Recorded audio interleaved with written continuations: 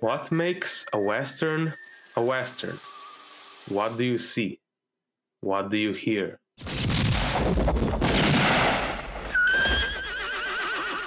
What do you think about? Lawmen and criminals, the old and the new, the frontier and civilization, silence and violence. Also, cowboys, revolvers, horses, whiskey, dynamite. Well, yes, but not necessarily. Let's look at and dissect the essence of what makes the Western the Western.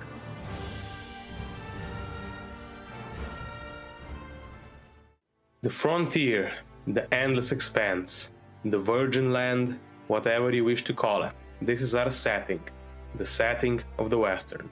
It is the domain of nature, unconquered by man. Pockets of civilization with its laws and constructs are rare, if at all present. In fact, you could say that the only law here is the law of survival. Surviving in this land is difficult, whether because of the sparsity of food and water, the dangerous wildlife, or maybe most of all, because of the people that here abide.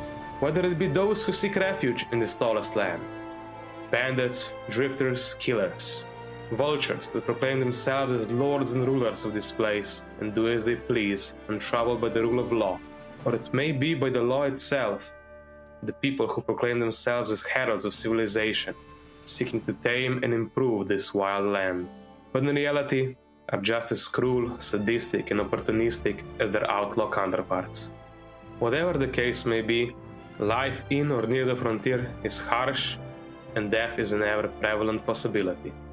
But the frontier itself may be facing a slow, inescapable death. The times are changing. Massive cities full of steel and concrete ever wish to expand, replace the mountains, plains, and valleys with a multitude of houses and factories, producing even more steel and concrete. Instead of the endless nothing of the frontier, there shall be a new Eden of change and progress. And with it, undoubtedly a new set of trials, tribulations, and injustices.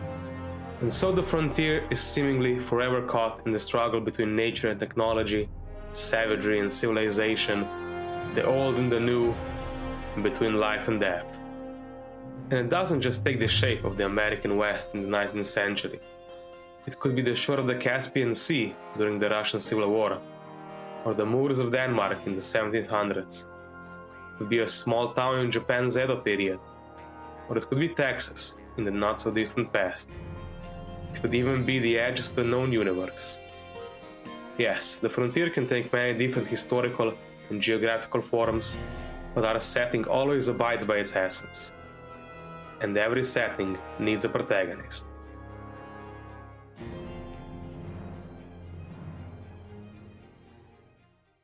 For simplicity's sake, let's call them the cowboy. Though of course, they don't have to be riding a horse or carrying a loaded revolver. It is more important that they carry with them the essence of a Western protagonist. And what is that? The will to survive? A rugged exterior hiding a more complex persona underneath? Their own personal convictions that they stand by? Perhaps. You see, the Western protagonist isn't entirely uniform. They come in many different archetypes and subversions. Heroes, villains, and everything in between. Let's take a look at them. The clean-cut sheriff, who tries to maintain what little order there is in this land, often struggling against bandits and outlaws who heavily outnumber them. Sometimes they are all by themselves, still other times they employ help in the form of trusted companions. Often they are the only thing standing in the way of total collapse, the last shining beacon of justice in this treacherous wasteland. That is, if they don't go too far, deeming themselves as judge, jury, and executioner, willing to kill any who goes against their word. And some always eventually do. Standing on the opposite side of the sheriff is the outlaw. While their government-issued counterpart embodies the ideals of written law, they themselves are free spirits, adhering more to a personal set of beliefs and morals. Now, this could mean many things, from let's say Robin Hood-esque figures who still have a sense of moral decency, those that prioritize their own survival above anything else and have no qualms about killing anyone who gets in their way.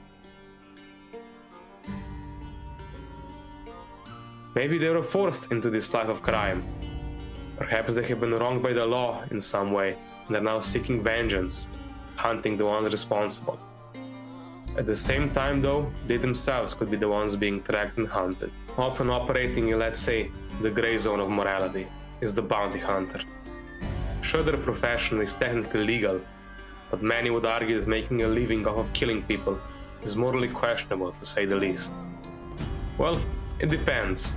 Sometimes the bounty hunter chooses specific targets, perhaps those who have personally wronged them or their loved ones in the past. Or it could simply be a judgment of character. Some people deserve to be hunted and some don't. Some bounty hunters find meaning in even enjoying their pursuit, while others see it as nothing more than a means to an end. Some could choose to take pity, while others will stop at nothing to claim their promised reward. Whatever their modus operandi, they have a clear goal ahead of them, which can't quite be said for our last archetype. The drifter, going from place to place, adapting to their ever-changing situation and the challenges it brings.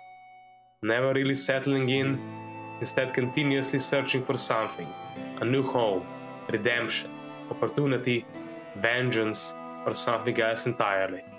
Something that they themselves might not even know. That doesn't, however, stop them from occasionally taking a break from their search and helping the people around them. Whether it be a selfless act of kindness, a calculated opportunity that will in time undoubtedly yield profit, or an attempt to make up for their past wrongdoings. The journey that they are on could be one completely out of their control, thrust upon them by pure happenstance, or the forces of fate if you choose to believe in something like that. Perhaps in their travels they shall encounter and interact with all the other archetypes we previously mentioned, and based on their own personal values, will either cooperate with, mock, or kill them. As we've seen, many different archetypes make up the quintessential Western cowboy. Sheriffs, outlaws, bounty hunters, drifters. But also post-apocalyptic Australian cops, comrades of the Red Army, Irish convicts, Italian dog groomers, space cowboys, samurai, and lemonade salesmen. All of these examples do, however, in my mind, have one thing in common. Each has a complicated relationship with law and morality. And in this, I think we also find the main idea and theme of the Western.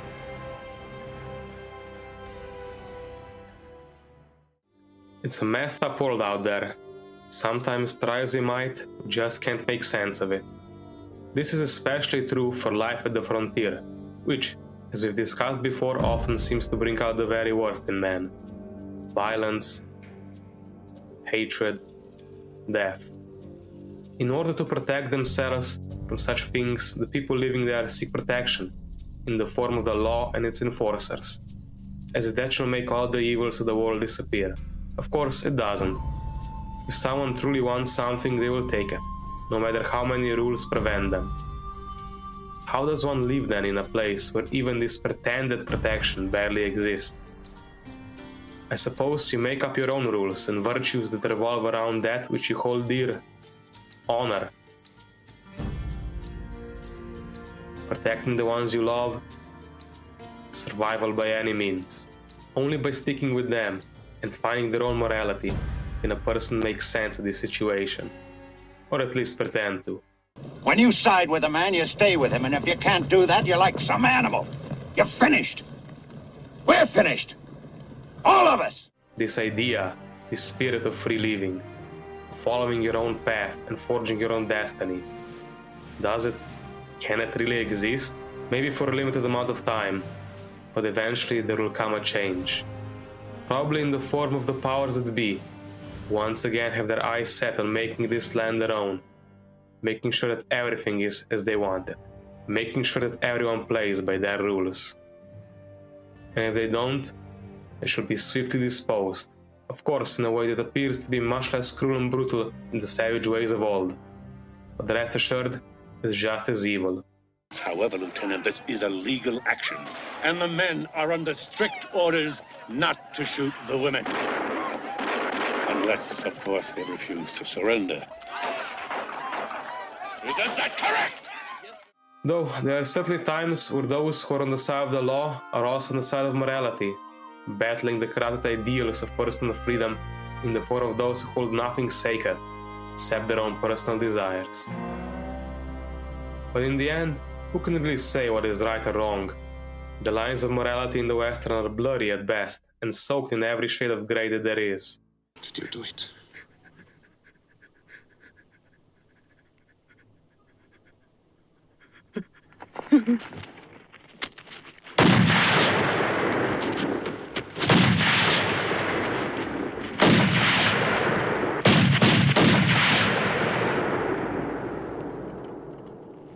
Here reside killers, men of honor, and opportunists alike. Here the free spirit of living clashes with the defined lines of civilization.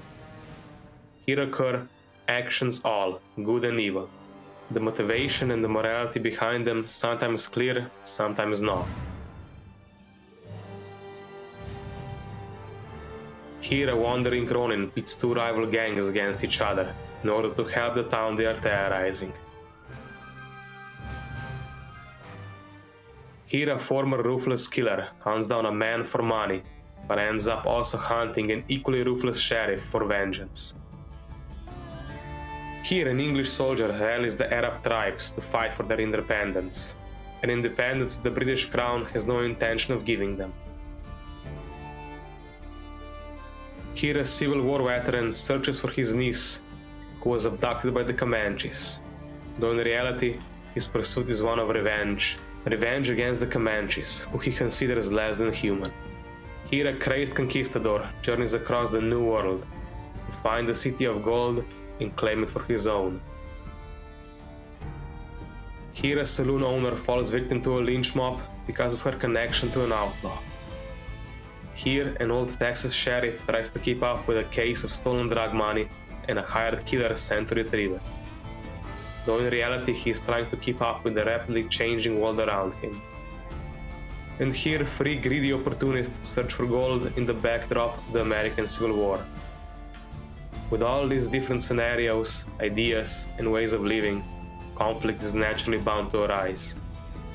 Conflict that is usually depicted with the last essential part of the Western, the oh-so-classic standoff, or as we shall call it, the silence that turns into violence.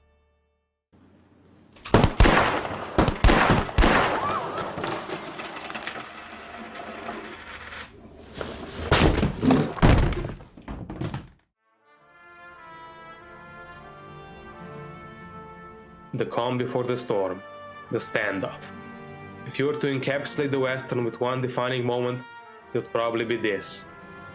Two figures stand opposite one another, both steadying their minds and bodies for the altercation which they both know is inevitable. Eyes twitch, sweat drips, fingers shake, but not a word is spoken. It is too late for words, now actions will speak. In fact, in these few long seconds, not a sound is heard, except maybe for the howling of the wind. Oh, and of course the iconic score, which should be playing right now. But our duelists cannot hear that. For them, it is just the deafening silence and the uneasy beating of their hearts. It all leads up to this final moment. The stage has been set up and explored, the protagonist introduced and defined, and the struggle, the reason for the fight, thoroughly examined. Now we wait, and the tension builds.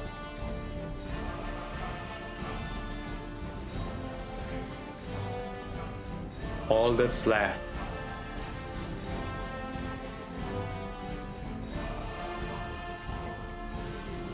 is for the silence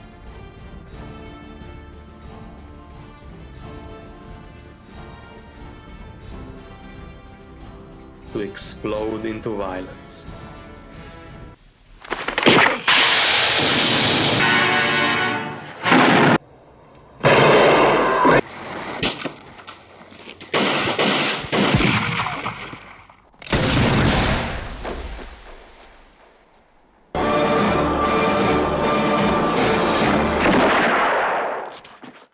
So, what have we learned about the essence of a Western?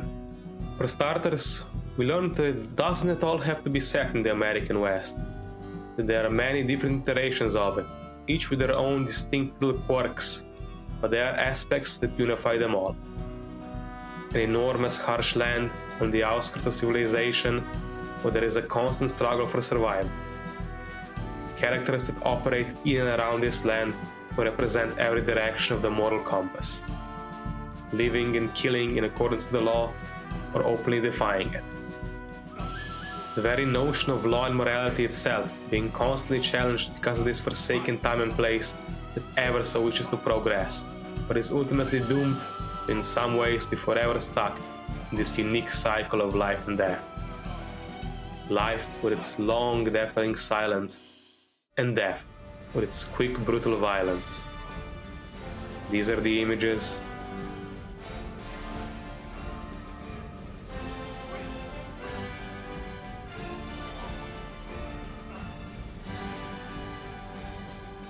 These are the sounds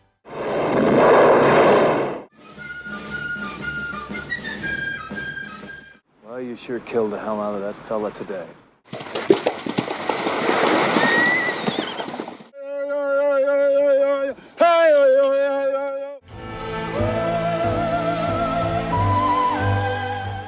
and this is the essence.